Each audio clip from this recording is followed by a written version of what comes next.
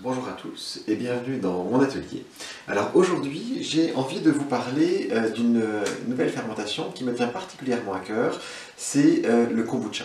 Donc le kombucha est une boisson fermentée qu'on obtient à partir de thé sucré. Et donc on va faire fermenter ce thé sucré avec donc une maman kombucha.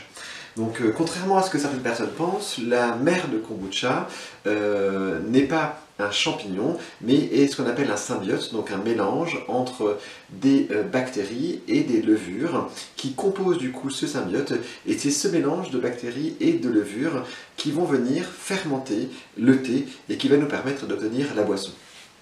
Donc on appelle kombucha la maman kombucha, mais également la boisson qu'on va consommer après la fermentation. Donc là je vais vous montrer comment moi je procède pour réaliser le kombucha. Donc je vais vous montrer dans un premier temps les pots que j'utilise. Voilà. Donc là moi j'utilise des pots en verre. Voilà. Donc je mets toujours deux élastiques avec un tissu.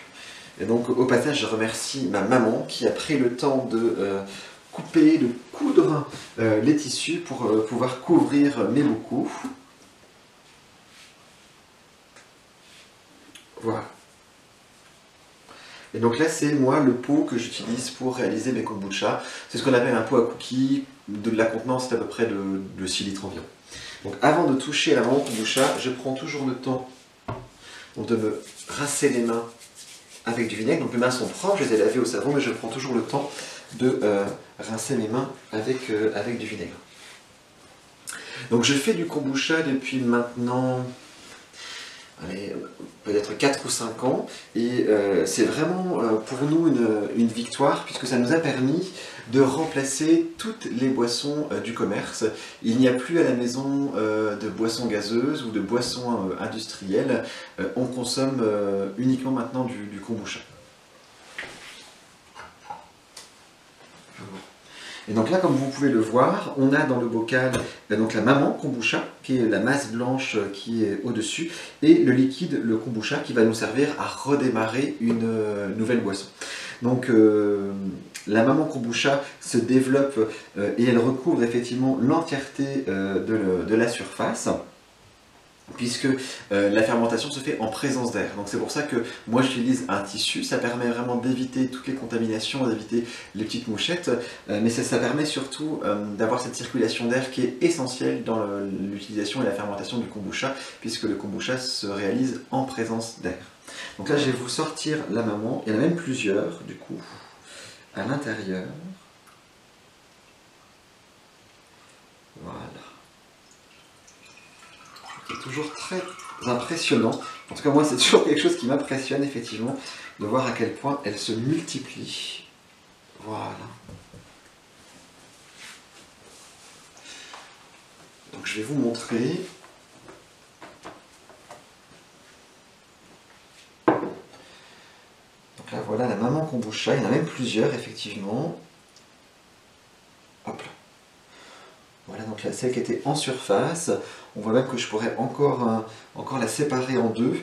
Donc je pense que je vais réaliser encore des envois aujourd'hui de maman kombucha. Il n'y a pas d'intérêt particulier à toutes les conserver.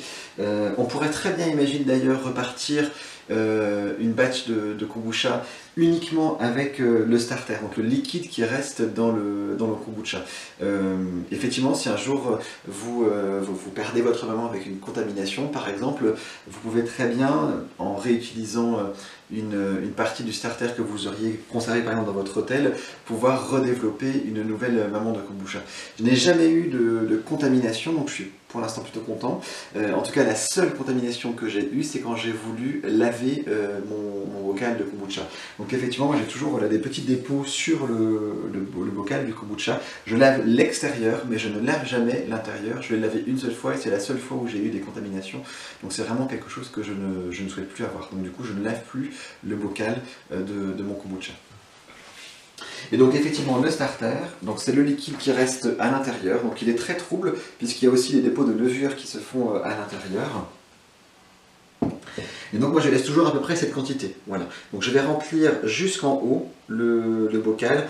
On va dire, allez, il y a peut-être quoi, un cinquième, un sixième peut-être éventuellement de starter. Je pourrais, je pense, en enlever sans difficulté pour pouvoir repartir un hôtel par exemple ou redévelopper une maman dans le cas d'un nouveau don. Mais voilà, moi je laisse ça et il n'y a pas de souci particulier avec le starter. Donc la fermentation de kombucha, comme je vous le disais, se fait en présence d'air. Donc on va rajouter dans le bocal avec le starter du thé que j'ai préparé. Donc moi j'utilise du thé en vrac et bio. Je vous déconseille vraiment d'utiliser du thé en sachet, c'est pas du thé vraiment de bonne qualité.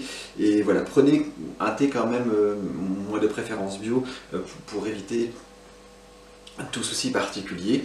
N'importe quelle sorte de thé peut très bien faire l'affaire. Moi j'utilise du thé vert ou du thé noir en fonction de ce que je trouve en magasin et j'ai pas observé de difficulté particulière là-dessus. Donc là moi ce que je fais c'est que j'ai fait une grosse quantité de thé. J'en fais toujours plus que ce qui peut rentrer dans mon bocal puisque j'ai, comme je vous le disais, un hôtel où je laisse se développer des mamans kombucha qui partent également en don. Et donc souvent je remplis un petit peu avec le reste l'hôtel, ce qui permet de nourrir toujours un petit peu les mamans kombucha qui attendent leur futur voyage. Donc voilà. Au niveau du thé, comme je vous le disais, donc, le thé doit être, en tout cas pour moi, infusé longtemps. Moi je fais bouillir l'eau, je mets le thé, le sucre et j'attends une journée entière que le thé à la fois refroidisse et que le thé puisse également s'infuser. Moi je pense qu'il est important effectivement de faire un thé foncé puisque la maman va également se nourrir de tanins. Et donc c'est vraiment intéressant d'avoir un thé foncé. Après vous pouvez essayer à votre goût, mais moi voilà, en tout cas à la maison, on préfère vraiment quand le thé est foncé. En termes de quantité, je sais voilà, que mon cookie fait un peu moins de 6 litres, ma bassine fait à peu près 7 litres, 7 à 8 litres. Je mets environ 70 à 100 g de sucre par litre et entre 5 et 10 g de thé par litre également. Donc voilà, c'est des proportions que j'ai trouvées et qui pour nous fonctionnent très bien. Je me souviens encore quand j'avais obtenu ma première mère de Sophie, c'est les proportions également qu'elle m'avait données et moi depuis j'ai gardé cette recette là. Donc moi je suis à l'aise avec ces quantités là, entre 70 et 100 g de sucre par litre et entre 5 et 10 g de thé par litre, à vous de voir ce qui vous convient. Je pense que c'est vraiment important de garder en tête que la maman va se nourrir de sucre, donc il faut vraiment que le thé soit fortement sucré puisque à la sortie de la fermentation, la quantité de sucre aura fortement diminué puisque du coup la maman kombucha et le starter auront consommé une grosse partie du sucre pour faire cette fermentation. En termes de qualité de l'eau, vous pouvez utiliser de l'eau de source si vous en avez, vous pouvez utiliser également de l'eau de bouteille. Comme je le disais dans une précédente vidéo, moi j'utilise l'eau du robinet puisque je laisse décanter 24 heures mon eau du robinet avant de la faire bouillir. Donc voilà, je n'ai pas de difficulté particulière. Moi j'ai accès régulièrement aux analyses de l'eau et je suis rassuré avec le fait d'utiliser de l'eau du robinet. En tout cas, nous, jusqu'à maintenant, on n'a pas eu de difficultés ou d'erreurs particulières avec le fait d'utiliser de l'eau du robinet, vraiment loin de là. Donc je n'ai pas de boule à thé assez grande pour pouvoir faire infuser l'entièreté de la casserole, donc du coup moi je mets le thé en vrac.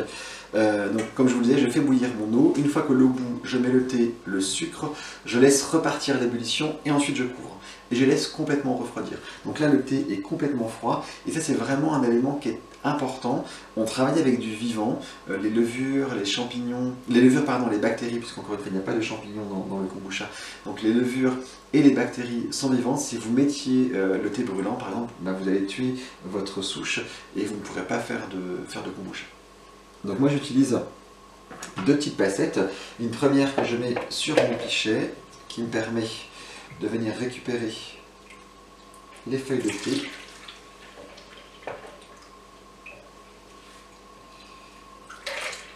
Alors en termes de thé, comme je vous le disais, thé noir, thé vert, peu importe. Moi, ça m'arrive parfois également de mélanger.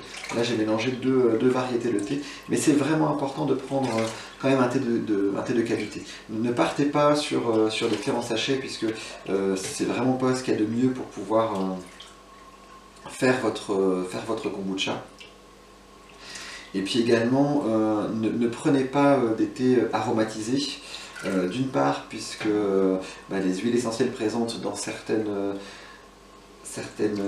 plantes ou certains fruits qui sont utilisés pour aromatiser le thé pourraient nuire à votre maman. Et ensuite là, on réalise donc du coup la première fermentation, et donc du coup, on le fait avec un thé nature. L'aromatisation du kombucha aura lieu dans une seconde fermentation.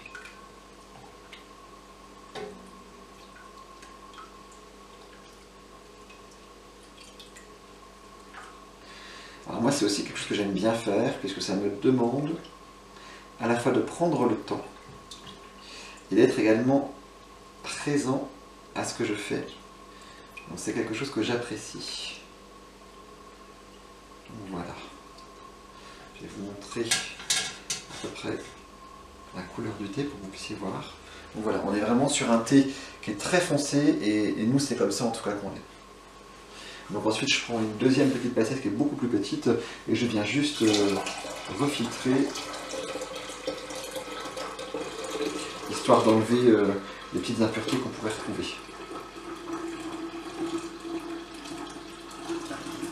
On est quand même dans un thé en vrac, mais qui est de bonne qualité. Moi j'ai jamais eu de soucis particuliers avec le fait de trouver ou des petits cailloux ou des petits branchages éventuellement dans le thé.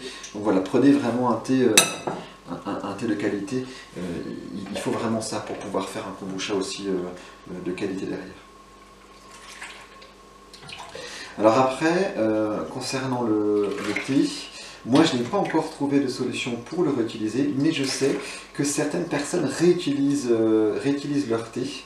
Donc si vous avez voilà, des idées, des astuces, des recettes éventuellement pour permettre de réutiliser le thé, puisque vous allez voir à la fin, quand on aura passé l'entièreté de la casserole, on est quand même sur une quantité importante de thé. Moi ça part au compost. Mais voilà, si vous avez une façon de réutiliser le thé, eh ben je suis preneur.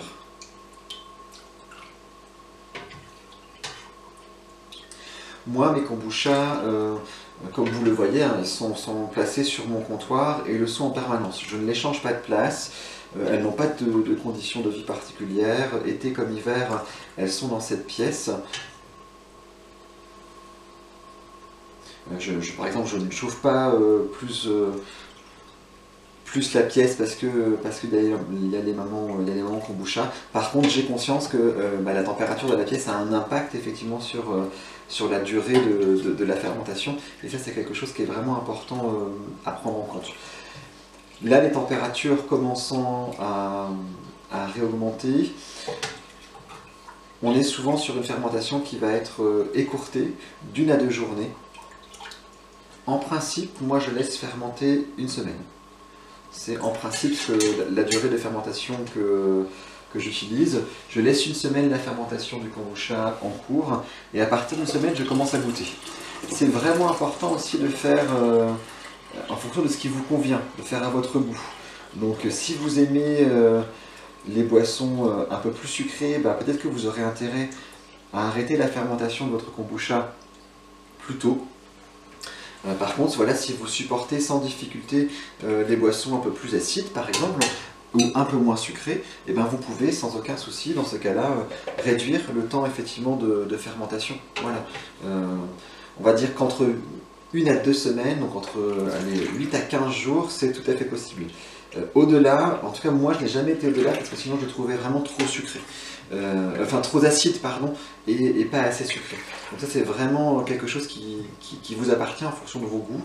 Si vous êtes quelqu'un qui apprécie le sucré, vous allez arrêter la fermentation un peu plus tôt. Si vous supportez les boissons un peu plus acides, vous pouvez aller jusqu'à 10, 12, 20, même 14 jours. Moi, c'est pas quelque chose que j'apprécie, c'est trop difficile pour moi les boissons quand elles sont trop acides.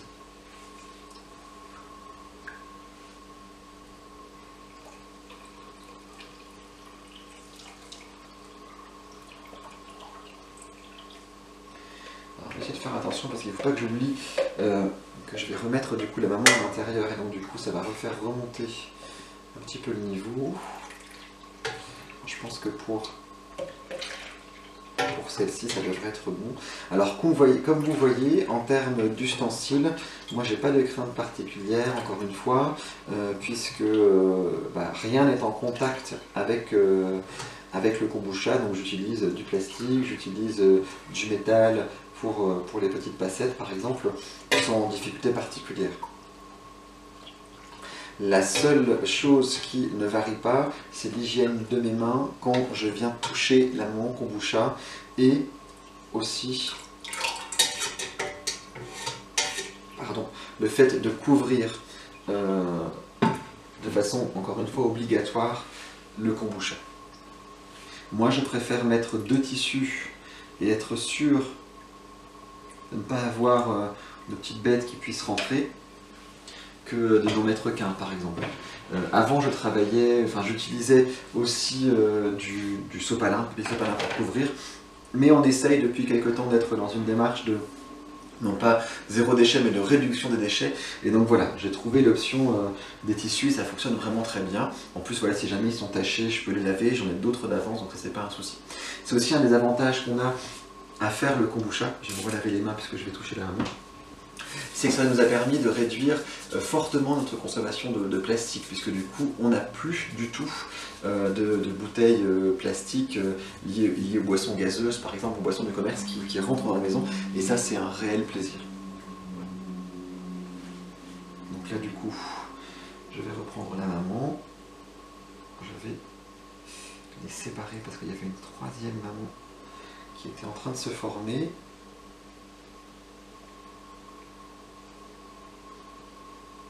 Donc là, ces amas un peu plus noirs, ce sont des amas de levure. Donc c'est aussi vraiment quelque chose qui est naturellement présent dans le kombucha.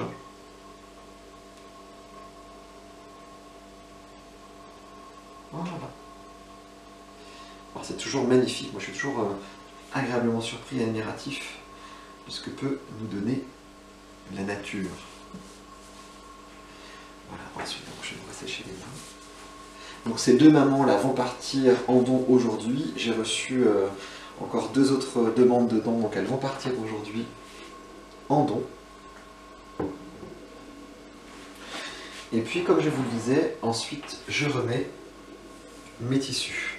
Donc là j'ai un premier tissu où je viens avec 2 élastiques recouvrir et un deuxième tissu qui lui est un peu plus épais et également un peu plus grand, qui permet de couvrir un peu plus le bocal. Voilà. Et il va regagner sa place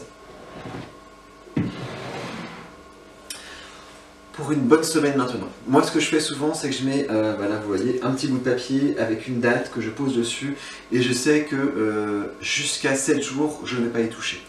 À partir de 7 jours, je vais commencer à... Parfois même ça va sentir, on va sentir cette douce odeur de kombucha qui va se répandre dans la pièce. Donc là c'est qu'il va être temps éventuellement déjà de commencer à les goûter pour voir si la boisson vous convient, si le taux de sucre vous convient. Peut-être rallonger un petit peu la durée de la fermentation en fonction si vous appréciez une boisson plutôt sucrée ou une boisson plutôt acide. Et puis une fois que la boisson vous convient, ce que vous pouvez faire c'est donc de nouveau retirer la mer de la boisson et puis venir mettre votre boisson dans une bouteille à fermeture mécanique. Donc on peut très bien venir consommer le kombucha dès qu'on l'a filtré, d'accord? Moi ce que je conseille c'est de le mettre dans une bouteille à fermeture mécanique et ensuite au frigo le temps de consommer.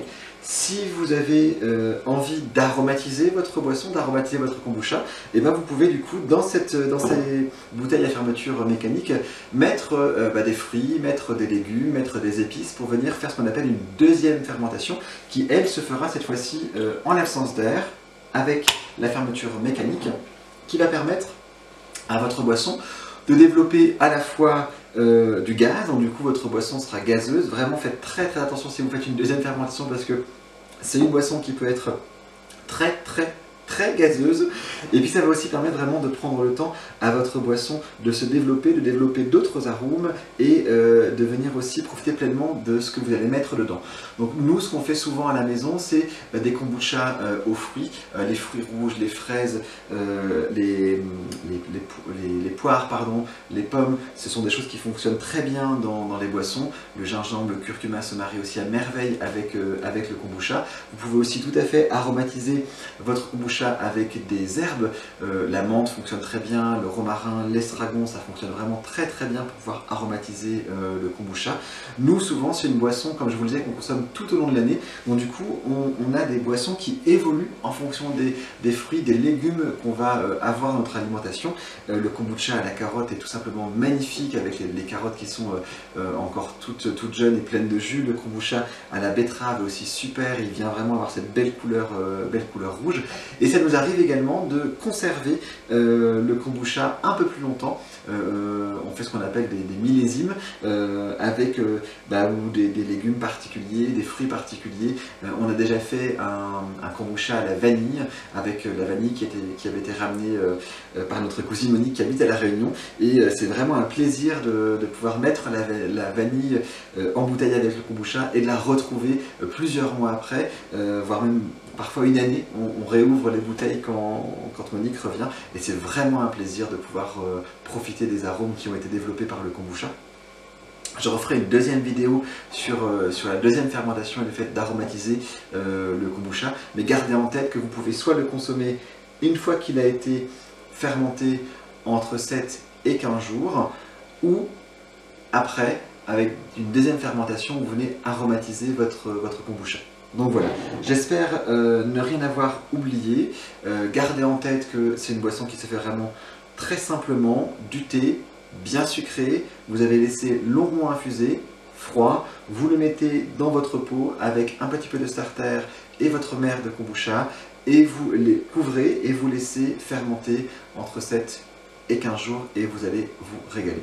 Donc voilà, j'espère, comme nous, que vous allez pouvoir profiter de cette boisson qui nous a permis, encore une fois je me répète, mais de nous défaire complètement des boissons du commerce et du plastique qui allait avec, donc c'est vraiment très intéressant. Et puis de profiter aussi de ses bienfaits. Donc voilà, si vous avez des questions, vous n'hésitez pas à les mettre éventuellement dans les commentaires, je prendrai le temps d'y répondre. N'hésitez pas également à vous abonner si vous le souhaitez pour être tenu informé des prochaines vidéos. Et puis je vous souhaite de passer de très bonnes fermentations avec vos kombucha, et je vous dis à très bientôt. Au revoir.